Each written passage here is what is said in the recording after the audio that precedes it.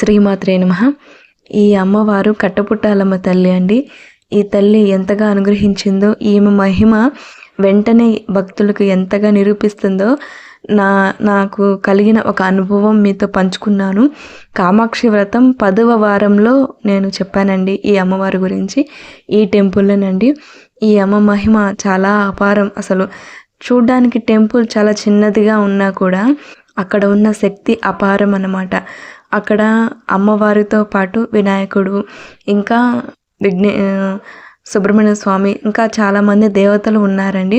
అంతేకాకుండా ఏమిటి ఈ అమ్మవారి చరిత్ర, టెంపుల్ విశిష్టత అంటే, ఈ అమ్మవారు ఒకప్పుడు ఎవరో కొంతమంది మిరియాలు అమ్ముకునే వాళ్ళ వ్యాపారుల దగ్గర ఈ అమ్మ పోయి, ఏమిటవి మీరు తీసుకెళ్తున్నారు అని అంటే, ఇవి జొన్నలని అబద్ధాలు చెప్పారంట.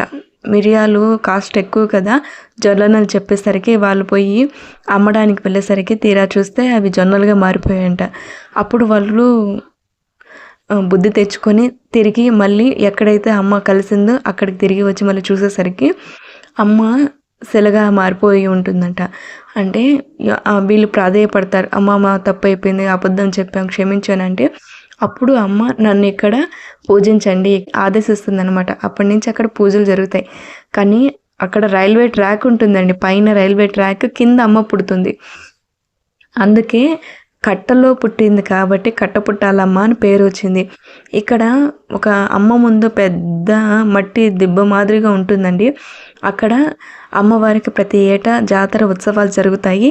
అప్పుడు దున్నపోతుని నరుకుతారనమాట. అక్కడ ఆ దున్నపోతుని బలించి అందులో పూడ్చిపెడతారు. అవి మళ్ళీ మరుసటి సంవత్సరం అవి మళ్ళీ తవ్వితే అక్కడ కళేబరాలు కానీ ఎముకలు కానీ ఏమీ ఉండవు, దున్నపోతుని నరికినవి. అదొక విశేషంగా అక్కడ ఆ దేవాలయం ఉంటుంది.